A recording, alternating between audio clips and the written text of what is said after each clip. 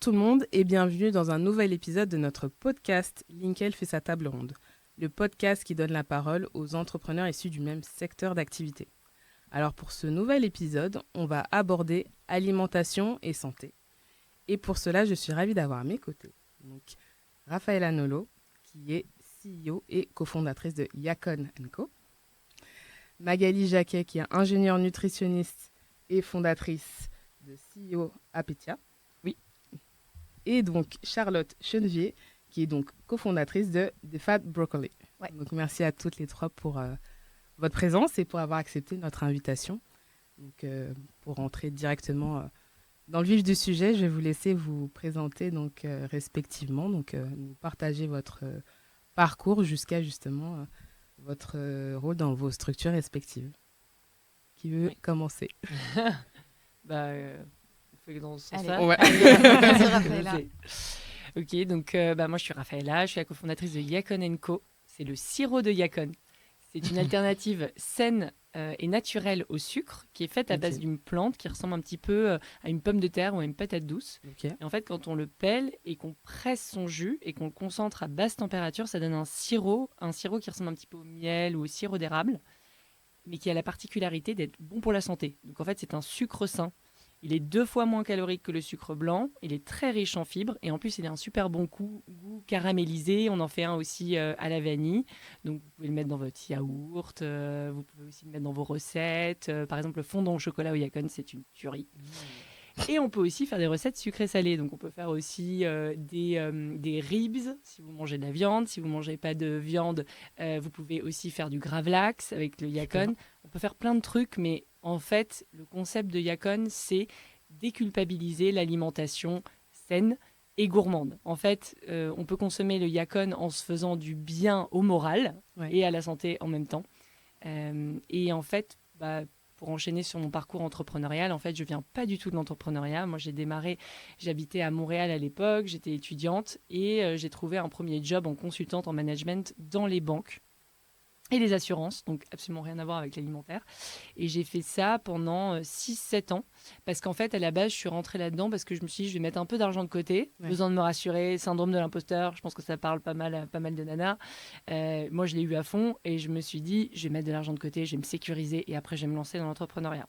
J'ai cru que j'allais faire 6 mois de stage et me barrer. Et en fait, je suis restée 6 ans. Ah ouais. Donc voilà. Et j'ai fait Montréal et ensuite j'ai fait New York. Et j'ai adoré mon expérience. Je me suis éclatée. C'était vraiment monter des micro-boîtes dans une grande boîte. Parce que j'ai travaillé chez BNP, Natixis, Société Générale, des très grosses entreprises. Et c'était vraiment hyper stimulant. Mais la flamme entrepreneuriale chez moi ne s'est jamais éteinte. Et je me suis dit, si je quitte pas maintenant, je le ferai jamais. Parce que forcément, on est à New York, dans les grandes tours, on gagne bien sa vie. On se dit, je ne peux pas lâcher tout ça. C'est des parents qui nous disent, ne lâche pas, t'es folle, t'as un super bon job, t'es en CDI, etc. Mais toi, tu dis, non, il y a quelque chose de plus grand qui m'attend devant. Donc j'ai voulu entreprendre. Mais pour être honnête, je n'ai pas été une entrepreneur qui s'est dit, je n'ai pas eu une épiphanie. Je me suis pas dit, tiens, je vais faire du Yacon, quoi. Déjà parce que c'était inconnu au bataillon quand j'ai démarré, donc il y a 5 ans. Mais aussi, je n'avais pas forcément eu cette idée. En revanche, ce qui s'est passé, c'est que quand j'étais à New York, j'avais des gros problèmes de digestion. Pour être très cash, parce que je pense que c'est un sujet qui touche énormément d'entre nous, j'avais des problèmes pour aller aux toilettes. J'étais constipée tout le temps. Et je me suis vraiment questionnée sur mon alimentation. J'avais l'impression de faire bien. J'étais végétarienne. Voilà, je consommais du sirop d'agave à l'époque. C'est très, très à la mode à New York. Et un jour, je suis allée voir un médecin parce qu'au bout d'un moment, c'était quand même assez contraignant. Et le médecin m'a dit, qu'est-ce que vous mangez au petit-déj? Et je lui ai dit, je consomme du yaourt avec du sirop d'agave. Et il m'a dit, fausse bonne idée. Le sirop d'agave, en fait, c'est très riche en fructose, donc ça dérègle totalement le microbiote intestinal. Ça nourrit les mauvaises bactéries. En fait, c'est du sucre, pour simplifier. Sans rentrer dans les trucs techniques, il y a 75% de sucre simple dans le sirop d'agave. Dans le sucre blanc, il y en a 100%. Et dans le Yacon, il n'y en a que 25%. Juste pour faire un peu des comparatifs. Et donc, en fait, c'est pas vraiment une solution au problème du sucre, puisque c'est bourré de sucre encore. C'est très calorique, c'est quasiment aussi calorique que le sucre blanc. Mais moi, je m'étais fiée au packaging. À l'époque, je n'étais pas une experte nutrition. Oh, la déception. La grosse déception. Donc j'ai tout arrêté pendant 1 an. J'ai arrêté totalement le sucre parce que j'étais un peu extrême. Ah ouais. Effectivement, je me suis sentie beaucoup mieux physiquement, mais mentalement, j'étais bien moins bien parce que je reste quelqu'un de très gourmande. Donc j'ai voulu reprendre donc le sucre, et c'est là où j'ai rencontré en fait mes 2 associés actuels, Clément et Thierry, D'accord. qui m'ont parlé du Yacon. Ils m'ont dit, Raph, tu sais que t'es pas obligé d'arrêter tous les sucres, il faut juste consommer le bon sucre. Et c'est celui qui est 100% naturel et fait à base d'une plante et pas ultra transformé et peu calorique et riche en fibres. Enfin, il y avait plein de bénéfices. Et donc, j'ai repris le sucre en 2019, été 2019, grâce au Yacon. Et depuis, le Yacon n'a pas quitté ma vie. Ouais. Donc, je me suis lancée tout de suite dans la foulée, dans l'entrepreneuriat, parce que je me suis dit, c'est quand même ouf que personne ne connaisse le sirop Yacon alors qu'il a tous ses bénéfices. Et j'en ai fait ma mission de vie. Donc désucrer les Français en commençant, désucrer la planète en commençant par les Français. C'est clair, avant toi, je connaissais pas du tout. J'allais dire, j'ai le droit de poser une question, moi. Bien sûr. Parce Non, que t'as pas le droit. Je connais un peu quand même l'histoire de Raffaella, mais ce qui m'intéresse, c'est que du coup, c'est-à-dire quand en fait, tu as commencé à consommer du sirop Yacon, moi j'étais persuadée que c'était toi qui avais, genre, je sais pas, limite découvert cette plante et enfin cette pomme de terre, donc j'ai compris. Hein. En fait, non, ça existait déjà. En fait, tu l'as consommé sous sa forme déjà de sirop. Complètement. Ok. Le Yacon, c'est en fait déjà le Yacon, la plante, est une plante ancestrale. Enfin, les Incas consommaient ça parce que D'accord. c'était riche en fibres et que donc pour l'immunité, etc., ils consommaient énormément de Yacon. C'est très riche en eau aussi. Donc quand on n'a pas accès à de l'eau vraiment de source pure, etc., le Yacon peut aussi apporter de l'hydratation, je veux dire dans la plante. Et en fait, le Yacon, le sirop en tant que tel, il existe depuis les années 90. Donc il y a énormément de recul sur le sirop et ses bénéfices. Il y a des nombreuses études qui ont été faites déjà autour du sirop Yacon et ses bénéfices pour la santé. Et c'est les Péruviens qui ont découvert ça. Et c'est pour ça que moi, on a décidé que notre entreprise allait être au Pérou. Parce que c'est eux qui ont inventé ce sirop. Et que je ne me voyais pas aller piller la plante, aller l'installer en France et dire que c'est grâce aux Français que le Yacon, non. Les Péruviens ont fait cette découverte, ils ont créé le sirop et bravo à eux et merci à eux, parce qu'il y a énormément de super aliments qui viennent de l'autre bout du monde et si le Pérou n'existait pas, on mangerait pas beaucoup d'avocats, on mangerait pas beaucoup de bananes, on mangerait pas beaucoup de quinoa, on mangerait aucun super aliment en fait. Donc effectivement, c'est pas moi qui l'ai inventé, c'est pas non plus mes associés. En revanche, nous, on est un peu les évangélisateurs, on démocratise et on en parle partout, y compris dans ce podcast. Avec grand plaisir. Voilà. Merci à toi. Qui veut enchaîner? Voilà. Donc moi c'est Magali Jacquet, donc je suis la fondatrice d'Apetia. Donc moi je suis issue donc d'une famille qui n'a rien à voir avec l'entrepreneuriat, une famille de scientifiques. Donc j'ai des parents chercheurs très brillants en physique, en communication informatique, enfin vraiment des choses hyper pointues. Donc mon avenir n'était pas forcément dans l'entrepreneuriat, mais j'ai quand même fait des études d'ingénieur, donc que j'ai adoré, des études d'ingénieur agro spécialisées en nutrition. Et donc c'est là-bas que, alors à la base j'aimais beaucoup le domaine du médical, j'aurais voulu peut-être même être médecin, mais la vue du sang et voilà mon hypersensibilité n'était pas compatible avec ce métier. Et c'est pendant mes études que j'ai découvert le secteur de la nutrition, qui m'a totalement fascinée puisque du coup ça me permettait d'être en lien avec la santé, mais de ne pas voir les boyaux des gens, donc c'était idéal. Et à côté de ça, j'ai aussi fait des stages donc à l'école Le Nôtre, donc plutôt autour de la cuisine. Et en fait, ça s'est fait un peu en parallèle. Et je me suis dit, mais tiens, en fait, il y a un énorme lien entre la cuisine et la nutrition qui n'est pas assez développé et dont les gens ont vraiment besoin. Et donc, je me souviens vraiment d'être en classe et de bouillir sur ma table et de me dire, mais en fait, il y a plein de choses à faire. J'étais vraiment pris un peu d'une mission, d'une passion. Et donc finalement, l'entrepreneuriat est vraiment venu par une passion du milieu de la nutrition et de la cuisine, de pouvoir mélanger les deux. Mais à la base, voilà, c'est pas du tout quelque chose que j'avais en moi. Enfin, j'ai même souvent mes amis qui me disent Magali, entrepreneur, jamais on aurait pensé à ça. Donc Donc voilà, c'est vraiment en tout cas la passion du milieu qui m'a motivée à me lancer.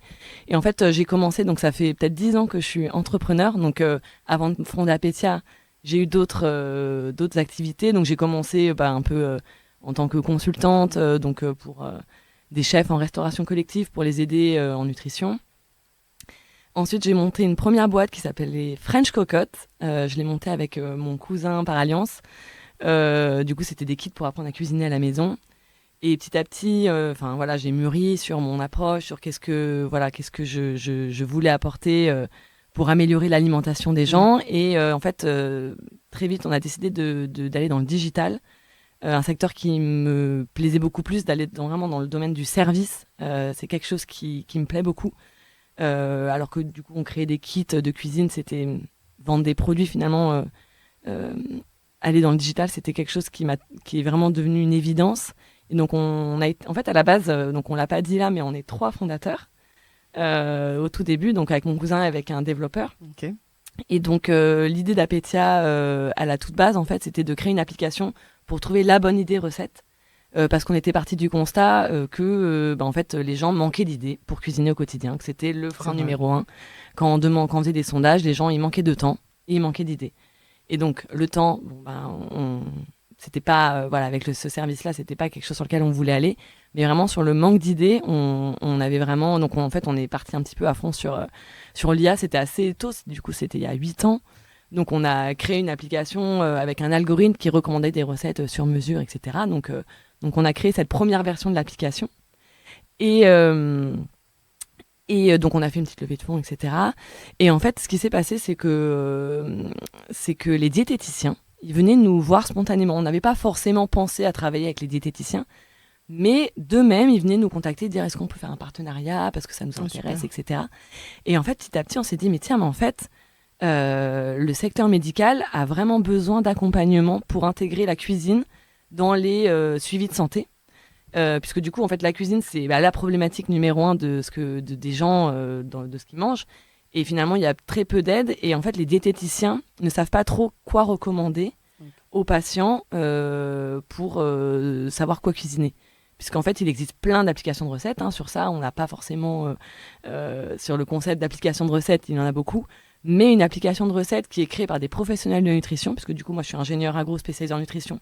Donc, j'ai tout ce background scientifique qui rassure les diététiciens.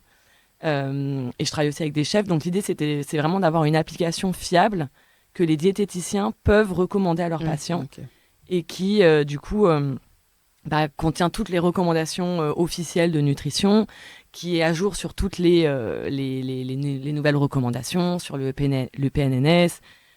Et donc, du coup, ça en fait vraiment un support fiable. Et donc, c'est une application... Donc, on a une sorte de pivot, peut-être qu'on reviendra sur ça plus tard, mais on s'est dit, OK, en fait, le secteur de la santé a besoin de nous. Et moi, j'étais très à l'aise avec ça parce que du coup, travailler avec les diététiciens, travailler avec le secteur de la santé, comme je l'ai dit au tout début, c'est quelque chose qui me parle. Et donc, du coup, en fait, nous, on était plutôt très grand public au tout début et on a un peu pivoté pour être une application vraiment recommandée dans le domaine de la santé. Et du coup, là, actuellement, on est recommandé par les diététiciens. Mais l'application s'utilise très bien sans suivi diététicien. L'idée de l'application, c'est d'avoir des idées recettes pour cuisiner au quotidien, des recettes qui sont du coup adaptées à une alimentation équilibrée, mais sans injonction, sans frustration. Il y a nos recettes... on a des recettes où il y a du reblochon, où il y a du gras, etc. Mais l'idée, notre compétence, c'est de les intégrer de façon cohérente dans les recettes, d'en mettre une quantité qui soit adaptée aux recommandations, etc. Et donc, on a tout un univers, on fait attention à chaque mot qu'on utilise pour que tout soit bien pédagogique et qu'on accompagne les gens dans leur alimentation équilibrée. Donc voilà, après, peut-être que je redécrirai l'application en détail plus tard, mais voilà un petit peu le parcours d'Apetia. Merci beaucoup. Charlotte. Je ne sais pas si je vais faire aussi long que Raphaëla et Magali. Donc moi, c'est Charlotte, j'ai 33 ans, j'ai 3 enfants, j'aime bien toujours le dire aussi. Moi, j'ai une particularité, c'est que ça fait 11 ans que je bosse avec mon mari, qui est aussi mon associé, Antoine. On a eu disons que notre parcours entrepreneurial a deux grandes histoires. La première histoire, c'est qu'on a monté une agence de brain content en 2015. Quasiment juste après nos études, on était parti faire un tour du monde pendant 1 an avec un projet de journalisme humanitaire. Mais je vais peut-être pas m'attarder là-dessus parce que pour le coup, c'est un autre sujet, il y aurait plein de choses à dire. Bref, quand on est rentré, on a monté cette agence qui s'appelle Canard et compagnie. Pour la petite histoire, c'était un double sens qu'on aimait bien, c'est qu'un canard c'est un journal et nous on était un peu dans l'optique de faire du journalisme pour les marques. Et puis quand nos potes nous ont dit vous allez quand même pas bosser ensemble, vous êtes des gros canards, on s'est dit on va donc appeler notre entreprise Canard et compagnie. Et bref, au final les clients s'en rappelaient pas mal. Mais donc c'est pas le sujet du jour, c'est pas du tout l'alimentation, mais juste ça a du sens quand même dans la suite de notre histoire. Donc je l'explique un peu. Donc globalement, on travaillait plutôt avec des grosses boîtes, Eiffage, Carrefour, AXA, Veolia, enfin voilà, c'était nos clients. Et on faisait tous les types de contenus dont ils avaient besoin pour communiquer. Donc de l'édito, de la vidéo, du son, de l'image.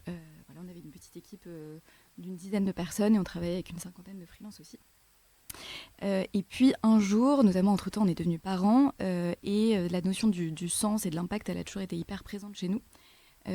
Et au bout de quelques années, notamment en travaillant avec des grandes entreprises et en étant que sur une partie de communication qui est importante, mais où finalement on n'est que sur les messages et on n'est pas vraiment au cœur du business, on n'est pas au cœur des enjeux stratégiques, quand on n'est que sur la communication, on a commencé à être très frustrés de finalement avoir un impact assez limité. Oui. Alors on avait quand même poussé cette notion, on était allé jusqu'à labelliser notre agence Bicorp, je ne sais pas si vous connaissez, mais c'est un label international américain assez reconnu. Il y a à peu près 200 entreprises labellisées en France. Donc voilà, on avait vraiment pris beaucoup d'engagement.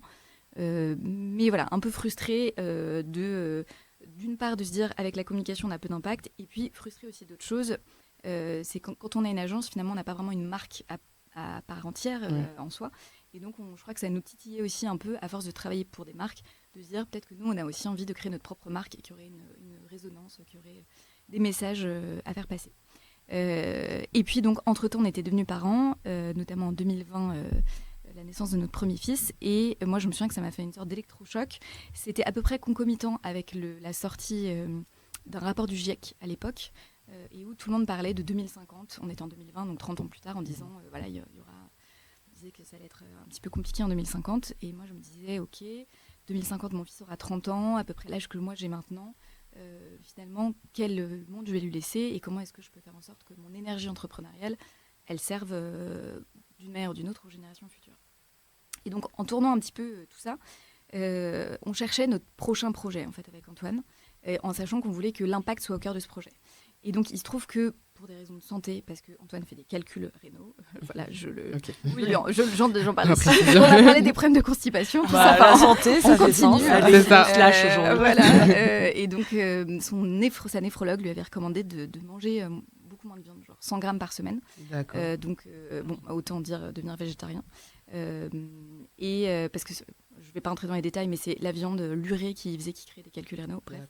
Et donc, on était devenus végétariens. Et donc, lui qui aime beaucoup cuisiner, il avait commencé à faire des trucs super bons, végétariens. Et puis, quand on se renseigne un peu plus, on réalise aussi que réduire sa consommation de viande, alors ça ne veut pas dire, je ne médite pas du tout pour ça, ça ne veut pas forcément dire devenir végétarien, mais juste réduire sa consommation. Les recommandations de l'OMS, vraiment d'un point de vue santé aussi, c'est d'en manger à peu près 3 à 4 fois par semaine. Et en fait, on était hyper frustrés de ne pas trouver, donc à l'époque, on est en 2020-2021 quand on commence à réfléchir à ça, de ne pas trouver d'enseigne qui propose de manger végétarien quand on veut manger sur le pouce, donc plutôt sur la pause déj, quand on est, j'en sais rien, quand on arrive à la gare, qu'on va prendre un train. On ne trouvait pas d'offre qui soit vraiment sympa. C'était globalement, je schématise, mais c'est vraiment ça, vous penserez à moi la prochaine fois, toujours des sandwichs tomates mozza au pain mouillé ou des sandwichs au brie. On avait un peu que ça et on était hyper frustrés. Entre-temps, il y a, et Dieu merci, plein de marques là, les 5 dernières années qui ont émergé, que ce soit en GMS comme je pense à La Vie notamment, des restaurants de destination comme Maslow, Faubourg des Mans qui font des trucs extraordinaires. Mais il n'y avait pas le côté chaîne de restauration rapide. Un peu comme Déco, Jean, des prêts-à-manger, des... Tout à fait. Voilà, je dis ça, je pense que ça peut parler, pour parler un peu de l'univers concurrentiel. Et donc on s'est dit, ok, on va le créer. Après, il y a eu tout un chemin parce qu'on avait une boîte qui fonctionnait, qui avait des clients, qui avait une équipe, donc ça n'avait pas de sens de... Enfin, on se disait comment cette histoire va continuer son...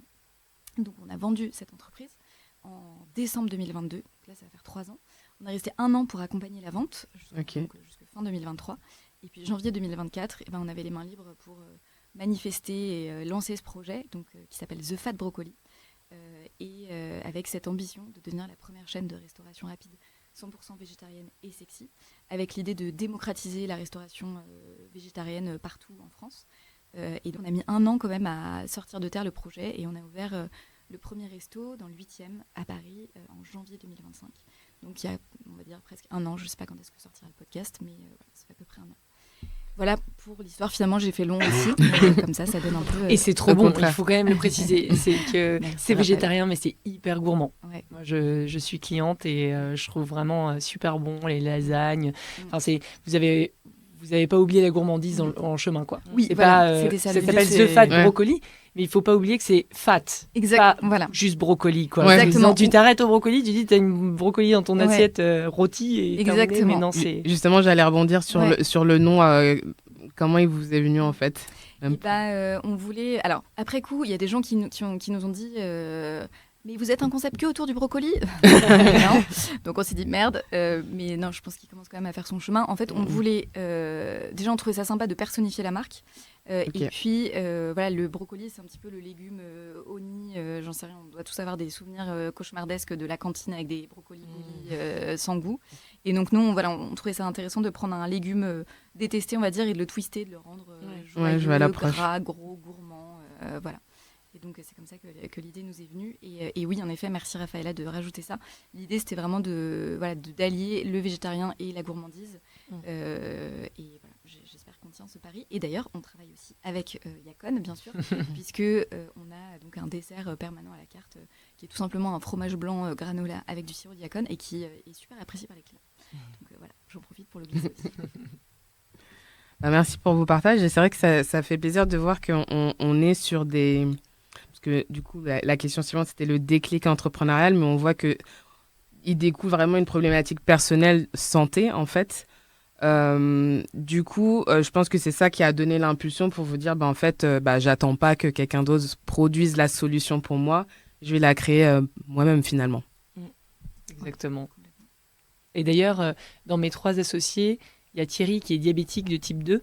D'accord, en plus. Et c'est lui, en fait, qui a fait la découverte du Yacon, parce que lui, quand on lui a détecté son diabète assez tard dans sa vie, et il avait 50 ans, il s'est dit, moi, j'ai le choix entre les alternatives ultra transformées, complètement décriées par l'OMS, qui sont édulcorants artificiels, et entre plein de guillemets naturels, c'est-à-dire la stevia, par exemple, qui est vue comme naturelle, mais en fait, si on retourne le packaging, il y a écrit glycoside de stéviol, donc c'est une molécule de la plante d'origine, donc c'est fait dans un labo et ça n'a rien de naturel. Donc il a le choix entre attraper le cancer, en gros, ou continuer avec son diabète et l'empirer avec des alternatives qui ne sont pas des vraies alternatives, comme par exemple le miel, qui est quand même très riche en sucre, 80%. Le sirop d'agave, 75%. Donc, il s'est retrouvé un peu comme moi quand j'étais aux US, en mode je dois totalement arrêter le sucre ou quoi? Je dois arrêter la gourmandise. Mais on est 3 grands gourmands, on est 3 associés et tous les 3, on aime trop la bouffe. Tout type de bouffe. On mange de tout, y compris, ça se comprend. Y compris des choses sucrées. Et donc, on s'est dit, je pense qu'on n'est pas les seuls avec des grands gourmands et qui n'ont pas du tout envie d'arrêter le sucre, mais qui ne se retrouvent pas aujourd'hui dans l'univers des alternatives proposées. Donc lui aussi, du coup, il a lancé Yacon à mes côtés, Thierry, par un problème de santé à la base, parce qu'il ne trouvait pas de solution. Donc on l'a créé. Et du coup, oui, par rapport au lien qu'on a tous personnellement, moi, c'est vrai que dans le développement de l'application, clairement, je me base sur mes besoins. En fait, je pars du constat que je suis quand même une professionnelle de la nutrition, une professionnelle de la cuisine, mais quand chaque semaine, je me retrouve devant mon menu de la semaine et ma liste de courses à faire, je suis là. Qu'est-ce que je vais cuisiner en fait? Et donc, même moi qui galère, je me dis, mais en fait, tout le monde a besoin d'accompagnement. Donc, je me base vraiment sur mon expérience pour du coup répondre à ce besoin qui est en fait universel, quoi. Et du coup, la petite anecdote qui est rigolote aussi, c'est que finalement, les diététiciens, ils le recommandent à leurs patients. Mais en fait, c'est nos premiers clients. En fait, c'est ceux qui l'utilisent pour eux-mêmes personnellement, parce qu'en fait, ils me disent tous, non mais en fait, on est professionnel de la nutrition, mais la charge mentale, c'est quelque chose qui est universel, et quand on doit faire les repas de la semaine, en fait, réfléchir à des idées recettes qui conviennent à tout le monde, qui conviennent à notre conviction, si on est végétarien, si on a un diabète, si on a envie de manger de saison, si on veut que ça soit pas trop cher, etc. En fait, c'est une charge mentale qui est énorme. Et du coup, l'idée, nous, c'est justement de diminuer cette charge mentale et de donner plein d'idées recettes pour varier son alimentation. Et donc, effectivement, rien de mieux que... J'ai une question pour toi. Comment ça marche concrètement? Genre, on arrive, on télécharge l'application, après on rentre tous les ingrédients qu'on va acheter, Alors, et ça nous fait un boulgui-boulga, et ça nous ressort une recette? Ou comment? Alors, c'est quoi le parcours? il y a un Ouais. parcours qui est comme ça. En fait, nous, l'idée, c'est d'avoir un assistant recette dans sa poche. Ok. Et donc, on a plusieurs fonctionnalités pour répondre un peu à tous les besoins. Donc, la première fonctionnalité, c'est un menu hebdomadaire qui est créé par une diététicienne. En fait, c'est toutes les semaines, on a 8 recettes différentes qui sont 2 saisons, faciles pour le soir, qui sont faciles à intégrer dans le quotidien. Donc, l'idée, c'est vraiment d'avoir en un coup d'œil, hop, les idées qui varient, etc. On sélectionne ce qui nous plaît et vite, on peut faire notre liste de courses. Donc ça, c'est vraiment la partie un peu liste de courses rapide. Après, on a une autre fonctionnalité qui est les recettes du frigo. Donc là, on a des trucs chez soi, mais on n'a J'adore. pas Ouais. forcément... Ça, je plus sois de ouf. Parce Ah que bah, Exactement. et puis elle est franchement, avec trois pauvres œufs, Qu'est-ce un que je fais brocoli avec de la veille. Alors, elle est pas magique si on a juste des cornichons et un œuf, bon, voilà. Mais l'idée, Raclette. justement... Voilà, Ouais. raclette, bon, après... L'idée, c'est du coup d'avoir une fonctionnalité recherche de frigo qui soit hyper pertinente, c'est-à-dire que ça propose que des recettes avec ce qu'on a renseigné et pas, genre, si on a mis... farine chèvre, que ça nous donne, je sais pas, un cake alors qu'on n'avait pas des œufs. Enfin, donc Bien clairement, sûr, c'est ultra pertinent là-dessus. Donc on a créé tout un algo là-dessus. Et après, on a toute une partie recherche sur mesure où là, du coup, on va ratisser très large sur tous les besoins avec plein de fils, plein de rubriques qui sont bien j'arrive jamais à dire ce mot. Bien classées, voilà. Ouais. On va le dire comme ça. Du coup, avec du petit-déj, de la collation, et à chaque fois, on peut filtrer en fonction de problématiques de santé, évidemment, que j'ai déjà mentionnées. Donc, on peut aussi mettre grossesse, diabète, sans gluten, Ok. faible en lactose, etc. Enfin, il y a pas mal de filtres. Et on a même du coup, après, des contextes de consommation, post-télétravail, lunchbox, pique-nique, etc. Et après, on a pour des besoins nutritionnels spécifiques. Et donc, on en revient encore à la constipation. Nous avons des recettes spéciales constipation, spéciales riches en fer, etc. Donc, c'est vraiment avoir des idées recettes pour tous les besoins. Et toujours avec cette fiabilité scientifique, en tout cas, qu'on apporte. Et que du coup, voilà, on peut faire confiance au contenu de l'application. Voilà. Si on a des recettes riches en fer, elles le sont vraiment. On vérifie tout. Voilà. Ah oui, et moi, il faut que je fasse le lien santé. Ah non, mais pas Ok. comme tu sens. Non, parce que j'allais dire, moi, tu vois, je pense que contrairement à Raphaëla et Magali, notre déclencheur, il n'est pas tellement lié à la santé finalement. Enfin, même si, in fine, Antoine est devenu végétarien du fait de problématiques de calcul rénaux. Donc, en vous entendant parler, je me suis dit, ah oui, en fait, nous aussi, à la base, ce déclencheur qui, lui, l'a fait devenir végétarien, c'était de la santé. Mais pour autant, je dis pas aux gens qu'il faut qu'ils deviennent végétariens pour être en pleine santé. D'ailleurs, les recommandations, c'est même... Il y a un vrai enjeu quand même de faire attention à ses apports en protéines. Et Tout à fait. il y a aussi parfois des risques quand on est végétarien d'avoir des carences si on ne fait pas attention à ses apports. Donc, faut quand même... je ne veux pas me faire être prosélyte sans savoir de quoi je parle. Nous, notre déclencheur, il était plutôt sur l'impact, mais quand même, il y a un vrai enjeu de santé parce que donc il y a cet enjeu d'apport en protéines qui est pas important, mais on peut aller chercher dans les protéines végétales. Il y a énormément, on le Le sait pas. beurre mais- de cacahuète, c'est ma passion. Exactement. Oh là Ah, là, bah, ça, cacahuètes, me lance tous pas les là-dessus. jours. Non, mais Tous vous les savez, jours. Fait la cuillère. J'ai Tu les m'étonnes. chiffres en tête. 100 grammes de cacahuètes ou de beurre de cacahuète, etc., évidemment sans sucre, c'est 29 grammes de protéines. Exact.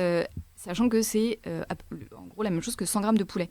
Donc c'est quand même fou de se dire ça, mais il y a aussi plein d'autres apports de protéines végétales. Par exemple, le brocoli. Légumineuses. Le brocoli, c'est le légume le plus protéiné. C'est pas On vrai. le sait pas. Si, je te jure. Combien de grammes? Alors de mémoire, c'est 5 grammes pour 100 grammes. Ça paraît pas beaucoup, mais c'est quand même pas mal, tu vois, C'est pour un légume. significatif. Ouais. C'est assez Ouais. significatif. Les graines de chia, comme tu disais, les légumineuses, ouais. les pois chiches, les lentilles, Exact. etc. Il y a plein d'apports possibles. Pardon, mais du coup, je m'éloigne. Mais en revanche, quand même, les recommandations de l'OMS, alors c'est plus sur de la viande rouge à éviter. Mais il y a quand même un enjeu de santé aussi au-delà de l'impact environnemental, vraiment pour sa santé, consommer trop de viande et après même toute la viande transformée, toutes les charcuteries qui sont Tout à fait, Ah, ça, ouais. c'est comme, cata. bourrées de Dans la charcuterie, nitrites, t'as plein etc. d'additifs. Exactement. T'as du sucre.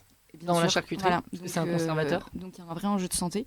Et donc même si nous, nos clients, on les attrape pas particulièrement par l'angle santé, je sais aussi qu'il y en a pas mal qui viennent parce qu'ils se disent, de toute façon, je vais manger principalement des légumes, ça va être bon pour mon corps. Quoi. Et ils ont raison. Clairement.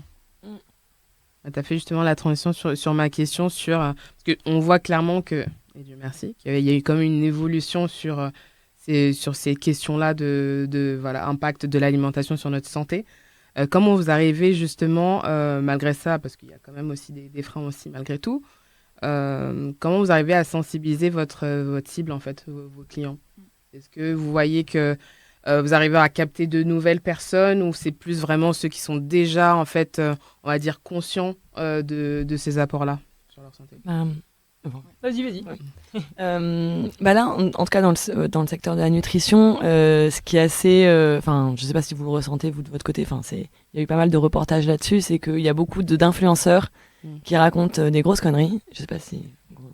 Gros mot.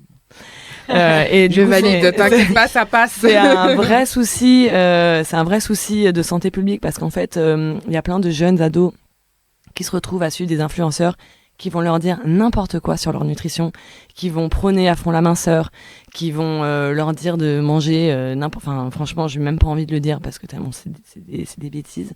Donc, il y a un vrai enjeu là-dessus parce que du coup, il y a une grosse demande de bien manger. Il y a une grosse demande. Mais il y a tellement de discours d'influenceurs qui sont faciles à comprendre, qui font un peu rêver et qui du coup rassemblent beaucoup de jeunes. Donc nous, on essaye vraiment de contrer ça. Et donc nous, dans notre stratégie d'acquisition, donc là du coup, pour toucher le grand public, pas les diététiciens, parce que du coup, quand on est avec les diététiciens, on sait que déjà, on touchera des personnes qui sont sensibilisées. Mais c'est d'utiliser souvent des recherches un petit peu... que des personnes peuvent faire du type, je sais pas, recette minceur, etc. Et justement, décomplexer tout de suite en disant, en fait, la minceur, c'est pas un objectif en soi. Et essayer justement, en fait, de partir en tout cas des besoins comme ça des personnes pour après apporter un contenu qui soit vrai, scientifique, et qui soit rassurant, et qui soit pas du tout culpabilisant, pas dans la frustration, parce que du coup, tout ça, ça fait des ravages... ce qu'on observe beaucoup chez les jeunes surtout. Donc nous, on a un peu cet aspect-là qu'on met en place. Et nous, le sucre, tout le monde sait que c'est mauvais pour la santé. Aujourd'hui, c'est plus une surprise. Il y a des rapports scientifiques qui sortent toutes les semaines. Il y a des reportages sur Arte. Si vous allez voir vos médecins, assez souvent, les problématiques de prise de poids, les problématiques de digestion, les problématiques de problèmes de peau et tout ça, c'est souvent relié au sucre et à l'ultra-transformation. Donc en fait, on n'a même pas besoin de faire de pédagogie autour, tout le monde sait. En revanche, là où on est allé combler le marché, nous, c'est que les gens, entre ce qu'ils savent et ce qu'ils vont faire vraiment dans leur assiette chez eux, il y a un gap. Et en fait, la vérité, c'est que personne ne veut souffrir. Et si tu arrêtes le sucre, tu souffres, parce que c'est trop bon le sucre. Si tu consommes des édulcorants artificiels, il n'y a pas d'aspect gourmand, etc. Tu ne vas pas faire un gâteau à l'aspartame ou au stevia, tu vois, ça ne te viendrait jamais à l'idée. De bouffer un cancer après, limite. Exactement, c'est ça. Ça ne te viendrait jamais à l'idée de donner ça à tes enfants. La stevia, par exemple, moi j'ai des amis qui consommaient de la stevia et dès qu'elles sont tombées enceintes, elles se sont dit hors de question que je donne ça à mon fœtus. Donc j'arrête la stevia aussi. Donc en fait, les gens n'ont pas vraiment envie d'arrêter quelque chose qu'ils apprécient. Et donc le Yacon, c'est là où ça répond à la majorité de la population qui est oui, j'ai conscience que le sucre c'est mauvais, mais je veux pas renoncer au plaisir. Et donc le Yacon vient combler ça parce que tu as plaisir plus santé, fibres, naturel et peu calorique. Donc ça a été assez facile pour nous quand on est arrivé sur le marché. Et les gens en général qui sont attirés naturellement vers nous, c'est effectivement ceux femmes enceintes, diabète gestationnel, postales qui sont attirées naturellement vers nous, c'est effectivement ceux femmes enceintes, diabète gestationnel,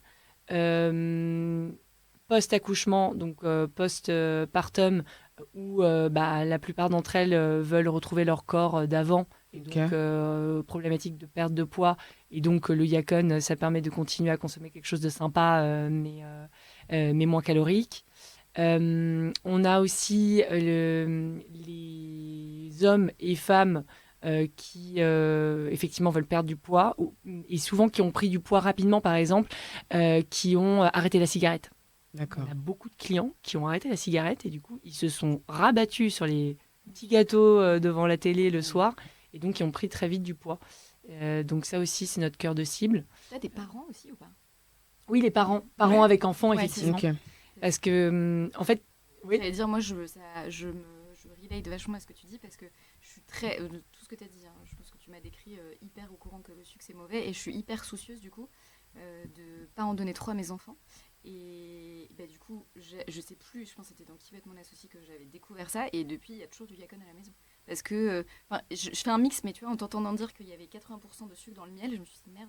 J'ai tendance à croire qu'il y a un peu des vertus, je sais pas pourquoi on nous a. Je sais pas si c'est du marketing ou si c'est vrai, mais que tu sais, quand Tout t'as à mal à fait. la gorge, tout ça, bon, j'en sais rien, donc je leur donne aussi pas mal de miel. Mais je veux à tout prix éviter le sucre blanc et tous ces trucs-là. Donc je me dis peut-être que tu as la cible de parents aussi qui est intéressante, quoi. Alors, il faut savoir sur le miel, par exemple, on dit que c'est bourré d'antioxydants. C'est pas faux, mais il y en a plus dans des... comment ça s'appelle ? Je trouve jamais... Je suis une tête à claque, je trouve pas le mot en français, mais en anglais, c'est blueberry. Les myrtilles. Les myrtilles. Oui. Il y a plus d'antioxydants dans les myrtilles Ok, que dans le miel. d'accord. Donc le miel, bon, moi j'en consomme pour une raison, c'est quand j'ai mal à la gorge. Ok. C'est tout, Pareil. parce que c'est cicatrisant pour le coup, Ouais, le ouais. miel, vraiment. Mais du coup, j'ai pas mal à la gorge toute l'année. Hein. J'ai mal à la gorge une fois par an quand j'ai pas de chance. Donc, pareil pour le coca, par exemple, c'est un autre exemple. Les gens disent, ouais, mais le coca, ça veut dire que tu n'en consommes jamais parce que c'est bourré de sucre, ou alors le coca zéro qui est donc bourré d'aspartame. Je leur dis, non, je consomme du coca. Mais quand je suis malade, quand j'ai la gastro, en fait, et j'ai pas la gastro toute l'année. Dieu merci. J'ai d'ailleurs Ouais. plutôt l'inverse, moi, je suis plutôt constipée, tu vois. Donc du coup, voilà, il faut pas non plus diaboliser. Une petite cuillère de miel par-ci par-là, c'est pas très grave. Un coca une fois par mois, tu vas pas mourir raide de ton siège, tu vois. C'est juste une question d'équilibre. Et effectivement, les peut faire dans mon foyer pour qu'ils puissent m'imiter, mais positivement. On connaît tous le concept de genre, je vais pas dire de gros mots devant mes enfants. Parce qu'on n'a pas envie qu'ils disent de gros mots. Bah, c'est pareil, je ne vais pas sortir du sucre devant mes enfants pour pas les habituer en tout cas à ce goût fort de sucre. Je ne vais pas sortir du Nutella devant mes enfants pour éviter d'inculquer cette habitude dès l'enfance. Donc quand tu mets du Yakon dans tes placards à la place d'un paquet de sucre ou de ton Nutella, parce que les enfants le consomment en tartine avec du beurre, tu confirmes ? Du coup, quels sont les retours à tes enfants et du coup, c'est plutôt apprécié En tout cas, les miens, ils adorent. Hein. Ouais. Alors, ils préfèrent le vanille, en effet. Ouais. Mais ouais.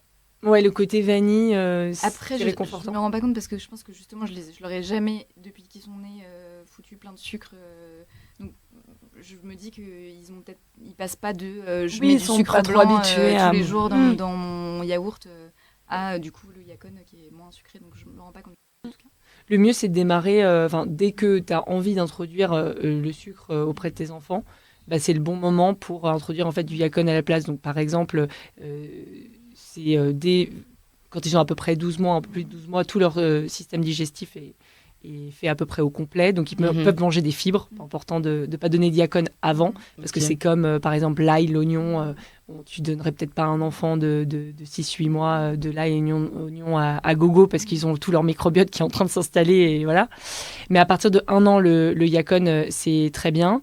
Et en fait, quand ils prennent l'habitude de ne pas consommer de sucre, effectivement, tu as raison, ils en réclament pas. Bien sûr, il va y en avoir à l'école, mais c'est OK, en fait. Et souvent, moi, j'ai des retours de clientes qui me disent, bah, en fait, ils en ont à l'école, mais parfois, ils en veulent même pas parce qu'ils savent que c'est pas bon pour eux. Ils savent pas trop pourquoi c'est pas bon pour eux, mais ils savent que c'est une question d'habitude, de goût, etc. Ouais, c'est une question d'habitude. Et moi, j'ai peur parfois de leur retourner le cerveau et je me dis, les pauvres, parce qu'ils ont vachement le réflexe de me dire, maman, là-dedans, il n'y a pas trop de sucre, ça va. Et je me dis, Oui, les pauvres, c'est ça, c'est qu'à les cet pauvres, âge-là, parce que ils... bon, En fait, ce qu'il faut leur dire, il faut pas leur dire c'est mauvais, tu vois, il faut leur dire, tu vois, quand tu manges pas de sucre, tu es plus concentré à l'école, tu t'ennuies moins, parce qu'en fait, les choses, ton attention est plus captivée sur un sujet, etc. Quand tu manges pas de sucre, et voilà, il faut leur montrer les bénéfices, plutôt que leur dire, et de toute façon, c'est toujours ça, hein, les campagnes de anti-tabac où ils te disent que tu vas mourir, ça marche moins bien que si tu dis, si tu arrêtes la cigarette, ta peau, qui est un peu grise, etc., bah là, tu vas devenir rose comme un bébé. Tes dents vont redevenir blanches. Tu vois, il faut plutôt parler mettre en avant le positif. positif. Les enfants sont absolument pas sensibles aux arguments de santé. De toute façon, même nous, quand on nous dit vous mangez ça pour être en bonne santé, c'est hyper flou. Ouais. On a du mal à se projeter. Exact. Bah alors un enfant, si c'est pas un truc qui va arriver tout de suite, donc effectivement, parler de choses qui sont très concrète Ouais, et très dans l'instant présent en fait. C'est ça. renforcement ça. positif. Ouais. C'est ça.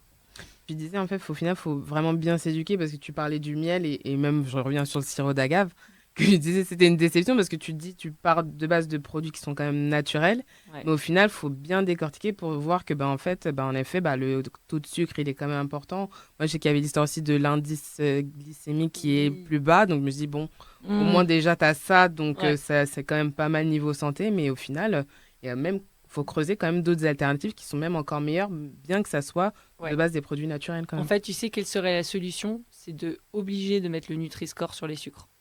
Parce qu'aujourd'hui, c'est pas obligatoire. Et quand tu vas dans le rayon des sucres, tu as une seule marque qui met le Nutri-Score. Et évidemment, c'est Nutri-Score E, le sucre. Ouais. Bon, Ah et bah les oui. autres, ils n'assument pas. Parce que s'ils mettaient le Nutri-Score, le sirop d'agave, il serait à D. Il y en a Bah, bien certains, sûr. j'ai vu que je trouvais que Ça c'était déchauffe, AD. Ouais. Ça déchauffe un petit peu.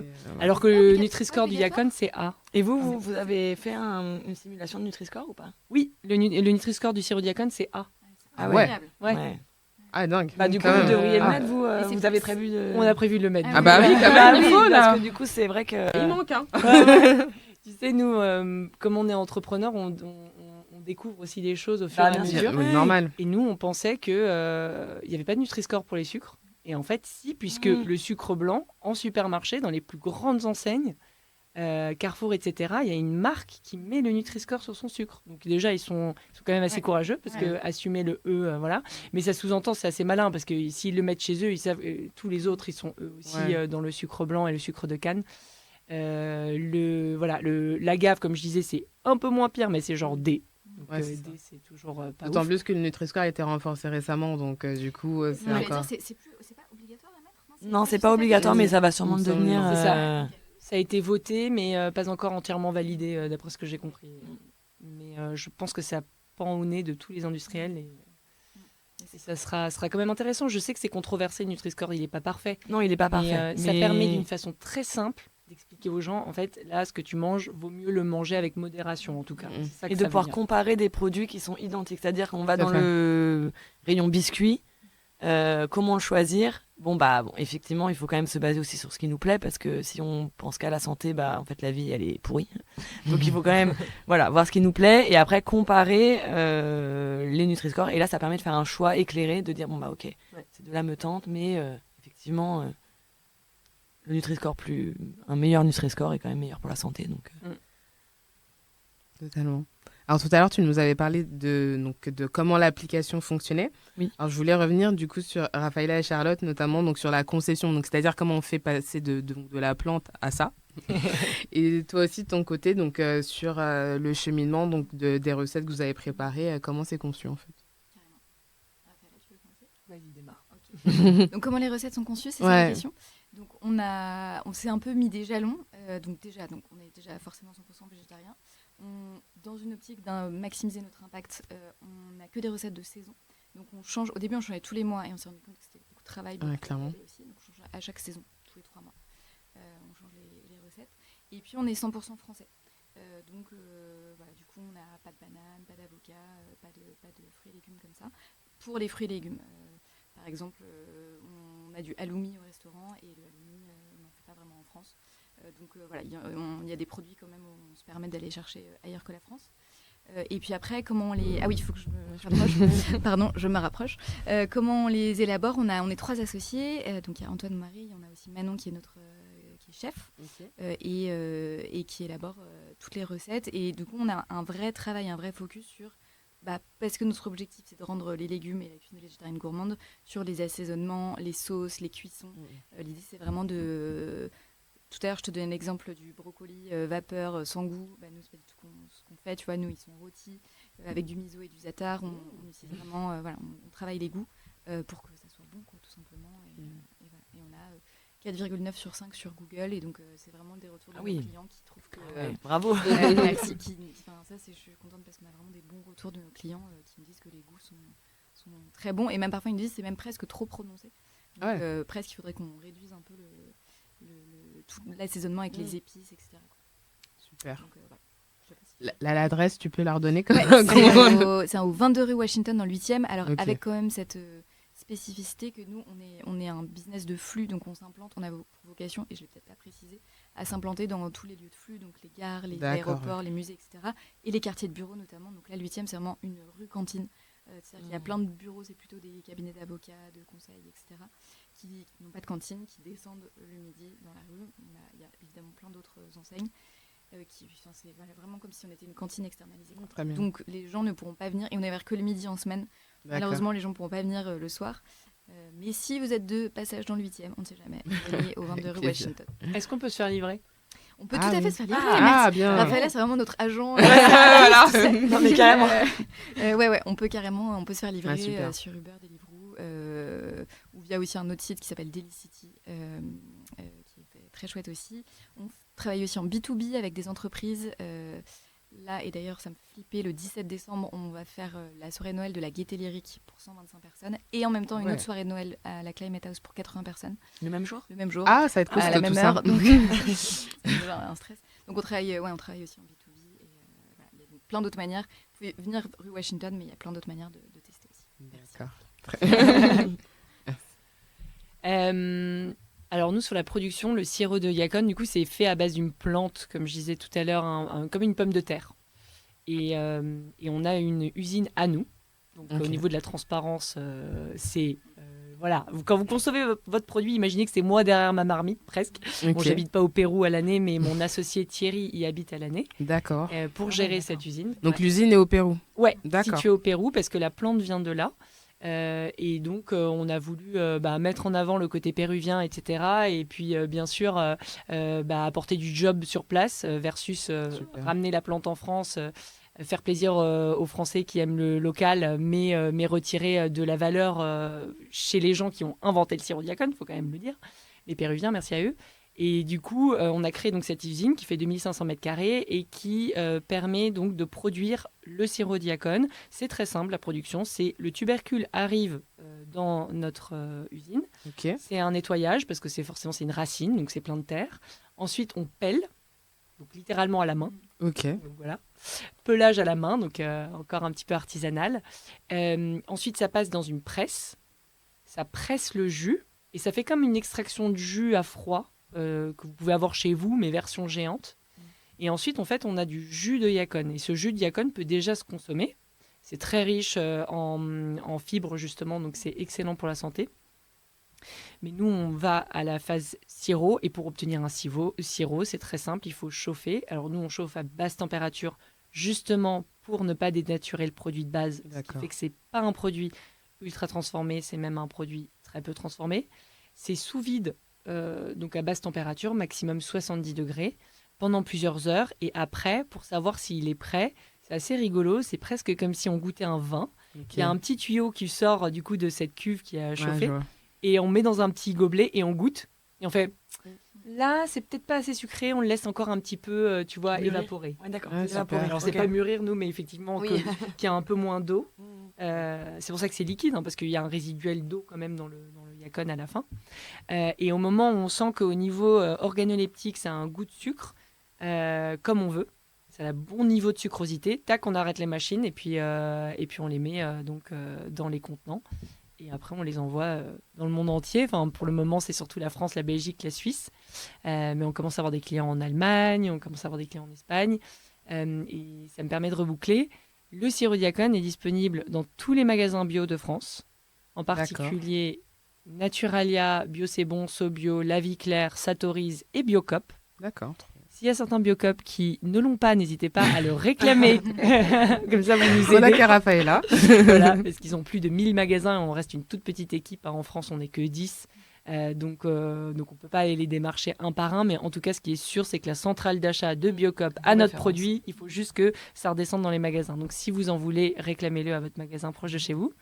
On est en train de s'implémenter aussi dans la grande distribution. Dans tous les magasins de grande distrib que vous avez à côté de chez vous. Carrefour, Intermarché, U, Monoprix, etc. Et pareil, si vous ne le trouvez pas, n'hésitez pas à le demander. Super. Alors ma question suivante, c'est comment vous vivez votre vie de chef d'entreprise, sachant qu'en plus déjà vous êtes quand même sur un sujet d'enjeu sociétal majeur quand même. avec plein de choses à gérer. Déjà, là, en plus, toi, tu as une usine qui est quand même dans un autre continent. Enfin, voilà, tu travailles avec des nutritionnistes, donc il y a vraiment un côté santé très important. Comment vous le viviez? Comment vous gérez tout ça? Est-ce que vous avez eu des défis à surmonter ou ça va, vous arrivez quand même à gérer aussi? En plus, voilà, tu as 3 enfants aussi, donc il faut équilibrer cette partie vie pro, vie perso. Comment vous vivez tout cela? Du coup, moi, ça fait 10 ans que je suis entrepreneur et en 10 ans, on apprend pas mal de nos erreurs et des choses qui nous conviennent. Du coup, un message aussi que je voulais faire passer, c'était voilà, pour si des personnes qui veulent entreprendre écoutent ce podcast, d'entreprendre à sa façon, de pas forcément suivre tout ce qu'on peut croire de l'entrepreneuriat, de le faire à sa façon. Du coup, oui, beaucoup de... les erreurs principales que j'ai pu faire au tout début, c'est de... Mais bon, je pense que peut-être tout le monde doit passer par là, mais c'est de travailler comme une tarée jusqu'à pas d'heure, etc. Et finalement, en fait, petit à petit, je me suis rendu compte que pour mon bien-être, pour tenir... Parce qu'en fait, c'est un marathon, l'entrepreneuriat. Et donc, il faut... Enfin, pour moi, la priorité, c'est de prendre soin de soi et de son bien-être. Et que du coup, ça, c'est vraiment... J'ai eu ce déclic-là. Bon, avec des enfants, franchement, il n'y a pas eu le choix. Il a fallu... du coup, moi, je ne l'ai pas mentionné. Mais j'ai 2 enfants, il n'y a pas eu le choix. Il a fallu... du coup, moi, je ne l'ai pas mentionné. Mais j'ai 2 enfants. Il a fallu, du coup, vraiment bien concilier vie privée et vie pro. Et du coup, depuis que je me suis mis un peu des règles d'hygiène de vie sur ça va beaucoup mieux. Enfin, en tout cas, en termes de niveau de stress, j'ai beaucoup diminué. Moi, je suis voilà, un tempérament assez... je suis passionnée, je suis speed, je suis hypersensible. Donc du coup, il a fallu mettre tout ça en place. Et en 10 ans, vraiment, je suis passée par plein d'étapes. Okay. Et là, je peux dire qu'aujourd'hui... aujourd'hui, je suis un peu fatiguée à cause d'une nuit difficile. Mais sinon, voilà, au jour le jour, je sens que je prends soin de moi et que du coup, je suis performante à mon travail. Et je sais que voilà, il y a des règles. Donc ça, c'est une règle qui me convient à moi, mais est-ce que tout le monde doit la respecter? Mais le soir, c'est très rare que je me remette à travailler. J'ai un temps pour moi, j'ai absolument une activité à côté. Et tout ça, je l'ai mis en place petit à petit. Et plus, en fait, je me rends compte que plus je prends soin de moi, plus je suis performante et plus quand je travaille, je suis à fond dedans. Et même si je suis passionnée, en fait, je pourrais ne jamais m'arrêter puisque ça me passionne. Je me rends compte qu'en me mettant ces règles-là, ça va... Je sens que je suis beaucoup plus alignée, beaucoup mieux dans mon entrepreneuriat. Donc voilà, un peu... C'était partager un petit peu comment on vivait l'entrepreneuriat. Voilà, c'est un peu ce message-là que je voulais faire passer. Merci. C'est pour rebondir sur ta remarque, je suis super en phase avec ce que tu dis. Un jour, il y a un très grand advisor, un grand chef d'entreprise de Danone en Asie qui m'a dit, en fait, quand tu es entrepreneur ou chef d'entreprise, il faut que tu te traites toi-même comme un athlète. Et c'est un peu bizarre de dire ça parce que ça paraît un peu... je sais pas, tu as toujours un peu le syndrome de l'imposteur. Tu dis, attends, je suis pas un athlète, je suis pas comme les mecs dans les JO et tout. Mais en vrai... Quand y penses, si, parce que oui, c'est pas forcément que tu fais à fond du sport toute la journée, mais intellectuellement, tu moulines tout le temps. En fait, c'est impossible. Contrairement à quand tu es employé, tu peux pas appuyer sur le bouton switch. Je suis en vacances. Genre, en fait, si un de tes employés te contacte pendant tes vacances parce qu'il y a une urgence, parce qu'il y a une livraison qui s'est pas faite ou je sais pas quoi, évidemment que tu vas répondre. Parce que tu es la dernière personne de la chaîne à pouvoir débloquer la situation.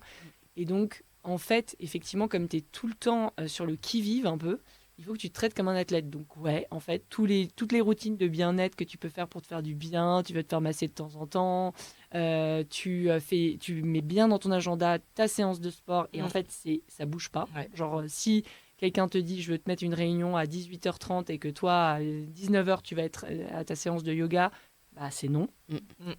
Il faut mettre des règles, il faut quadriller son agenda pour avoir ses temps. Et moi, le sommeil, c'est un des trucs les plus importants. Ah oui. Parce que j'ai remarqué que parfois, le soir avant de me coucher, il y a un truc, c'est un drame absolu. Je suis genre, c'est une catastrophe ce qui arrive à ma boîte, etc. Et le lendemain, je me réveille, je fais, mais non, j'ai trouvé la solution. Ouais. En fait, c'est simple, tu fais juste ça, quoi. Donc, le sommeil, pas à négliger, le bien-être, c'est pas les psys. Moi, je suis archi pour les psys. Donc parfois, je suis un peu en surménage et tout ça. Donc psy ou coach, et c'est pas la même utilité. Psy, c'est plus effectivement plus, en tout cas pour moi, plus dans le perso. Et coach, c'est plus dans le pro, en mode bon, là, tu t'es laissé un petit peu embarquer par tes équipes qui te mettent des meetings toutes les 2 minutes. Tu peux leur donner tes slots où tu es disponible. Là, tu as accepté un peu trop d'invitations à droite à gauche pour le network entrepreneurial. Peut-être que tu peux un peu couper, etc. Donc, je pense qu'il ne faut pas hésiter à investir de l'argent dans ces domaines-là parce que c'est de l'investissement, ce n'est pas des dépenses dans l'air. Et parfois, c'est vrai que quand on est dans une optique de cash et de trésorerie pour la boîte et tout, on fait des arbitrages sur ça. Mais comme tu dis très justement, tu n'es pas performant si tu prends pas soin de toi. C'est hyper important de prendre soin de son corps et de son esprit. Ouais, j'ai d'autres choses à ajouter. Je suis évidemment hyper alignée avec tout ça. Donc, pardon, je réponds à ta première question, qui est comment je le vis. Je le vis hyper bien, quand même, d'une manière générale. J'adore cette liberté, cette créativité que ça permet, en fait, tout simplement. Je pense, en revanche, qu'il y a aussi eu toute une glamourisation du rôle de l'entrepreneur et que faut quand même dire, enfin voilà, vous l'avez dit les filles, que c'est un marathon, c'est quand même difficile. Moi, je trouve que le plus dur, c'est en tout cas dans le cas de ma personnalité où je peux avoir une personnalité un peu anxieuse parfois, notamment sur les sujets financiers, et je trouve qu'il y a vraiment, en fait, t'as pas de responsable au-dessus de toi, donc quand tu es entrepreneur, tu prends tes risques, tu prends ta responsabilité, tu savoures d'autant plus tes succès, mais tes échecs, c'est toi face à toi-même, quoi. Et donc voilà, faut aussi avoir ce rapport-là, cette notion de responsabilité, d'être prêt à endosser beaucoup de responsabilités. Et après, moi, il y a 2 choses, je trouve, dans mon parcours et dans ce rôle qui jouent. La première, quand même, c'est que je sens que j'ai un gros driver sur la joie. Et donc, tant que j'ai de la joie, je sens que j'ai de l'énergie. Et donc, vraiment, quand même, entreprendre des choses en lesquelles je crois, qui me font plaisir, et que ça me donne énormément de joie et donc beaucoup d'énergie. Et donc, j'ai pas de problème à travailler beaucoup s'il faut. Et donc ça, je pense que c'est un bon conseil de se dire de suivre quand même sa joie, peu importe ce qu'on entreprend. Et la deuxième chose, c'est peut-être un avis un peu controversé, mais moi je sais que j'aime énormément travailler avec mon mari. Je trouve que ça permet de nous aligner surtout. Mais toi aussi, Raphaël. Tu l'as pas dit, mais moi aussi. Je le dis pour c'est toi. Pas Thierry, c'est Clément. Je ne sors pas avec un mec de 60 ans encore. On n'aurait rien dit. Why not, mais chacun ses goûts. Et nous, je trouve que ça nous permet d'être hyper alignés sur tout, le pro, le perso. Typiquement, il y a un enfant malade, il n'y a pas une histoire de mais moi ma journée est plus importante que la tienne, en fait on travaille tous les deux pour le bien de la boîte, ok, c'est moi qui vais chez le pédiatre ou toi, peu importe. Et puis ça nous permet d'aller plus vite et typiquement on a une idée le dimanche, on peut en parler, on n'est pas obligé d'attendre le lundi, j'en sais rien, si on ne vivait pas ensemble typiquement pour en parler, donc je pense que ça nous fait gagner aussi un temps fou et beaucoup d'efficacité. Et donc voilà, pareil, je dis pas que tout le monde doit entreprendre en couple, je sais que ça convient pas à tout le monde, mais moi je sais que dans mon cas précis, ça nous aide vachement aussi. Je pense que... Excuse-moi. Non, vas-y. Je pense que si vous hésitez à entreprendre avec votre conjoint, la première chose à se questionner, c'est est-ce que vous avez des compétences ou des appétences différentes de l'autre, légèrement. Par exemple, Clem et moi, quand on s'est lancé, sur le papier, on a un peu les mêmes compétences et les mêmes appétences. On a tous les deux étudié le marketing. Lui, la com et moi, le marketing. Mais bon, ça se recoupe quand même pas mal. On a tous les deux des personnalités sociales, pas timides, etc. Donc, en vrai, on aurait pu tous les deux être le face of Yacon & Co en étant dans les médias, etc. Donc, on aurait pu un peu se tirer la bourre là-dessus. Mais en réalité, ce que Clem aime, c'est aller pitcher. Donc, il fait toutes les levées de fonds, il va faire le commercial. C'est grâce à lui qu'on est dans tous les magasins bio de France et dans la grande distribution. Voilà. Moi, je déteste ça. Je déteste aller pitcher. Mais par contre, faire des podcasts, j'adore. Être ici, j'adore. Les médias, etc., trop bien. J'adore faire de l'analytics aussi. Du travail d'ordinateur, j'ai aucun problème. Clem, ça lui donne des boutons. Donc, il faut vraiment analyser ça. Parce qu'à partir du moment où tu te marches sur les plates-bandes, warning. Là, tu peux vraiment mettre ton couple en péril. Là, chez vous, il y a une vraie, enfin, même chez toi aussi, il y a une vraie complémentarité, quoi. Moi, j'entreprends pas du tout avec mon mari et vraiment, ça ne marcherait pas. Mais par contre, du coup, si on a un conjoint et qu'on entreprend, moi, c'est, il me soutient, mais toutes mes idées, tout ce que je fais, c'est toujours génial. Alors, ça l'intéresse pas du tout. C'est pas du tout.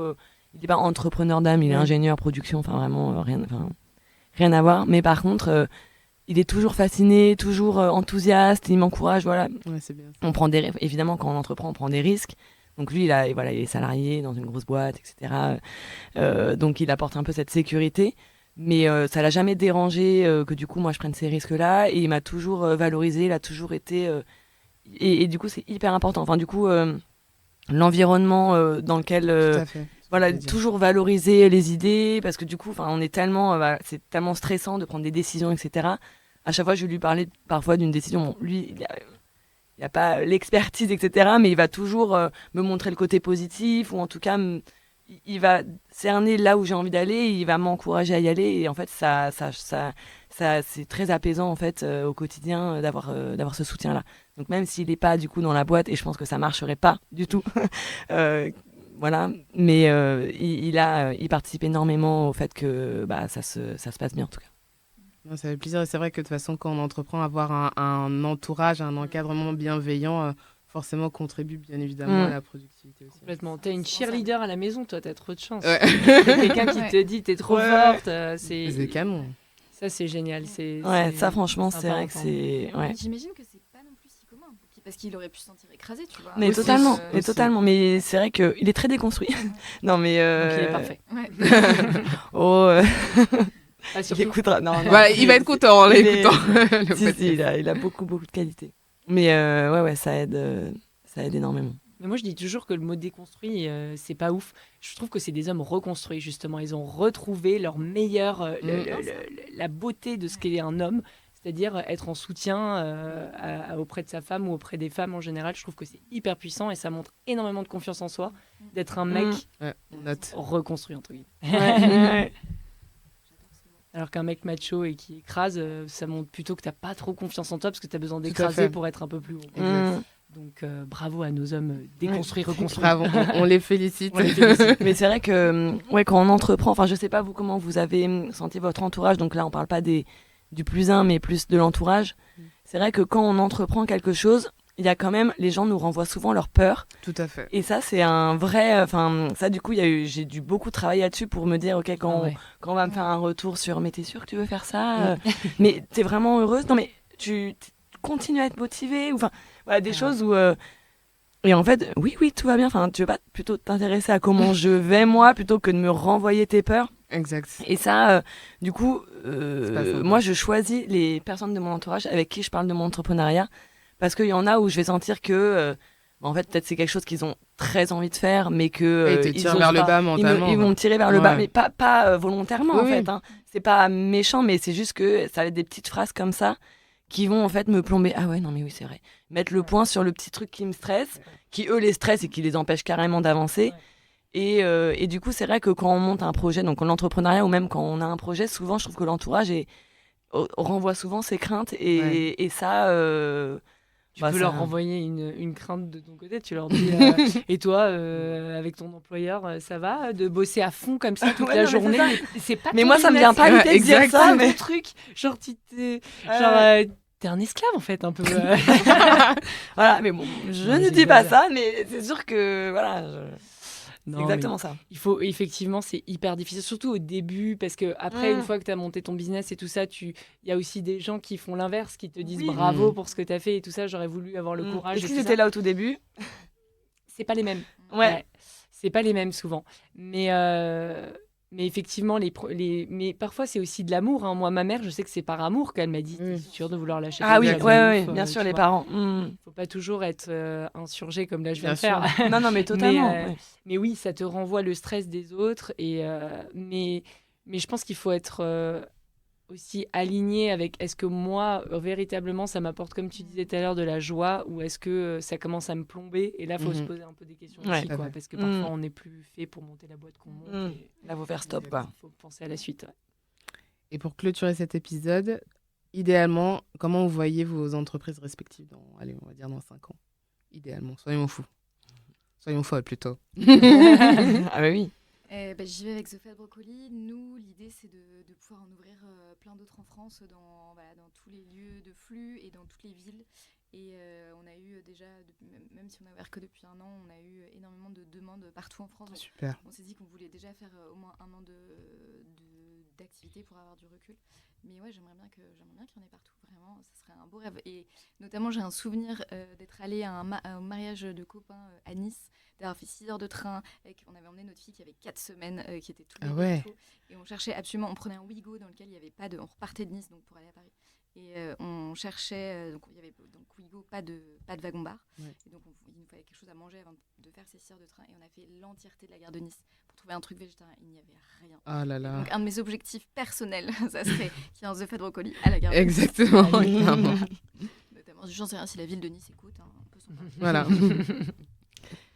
Moi de mon côté, concernant Apetia, l'ambition, enfin la mission que j'aimerais, c'est que le plus de professionnels de santé, donc là on travaille beaucoup avec les diététiciens, mais l'idée c'est que les médecins généralistes ou sages-femmes ou diabétologues, qu'il y ait le plus de professionnels de santé qui nous recommandent et qui parlent de cuisine en consultation, puisque du coup parler cuisine en consultation, c'est s'intéresser au quotidien des gens. Et donc nous, l'idée, l'ambition, c'est vraiment de devenir une référence sur tous les métiers de santé, autres que diététiciens.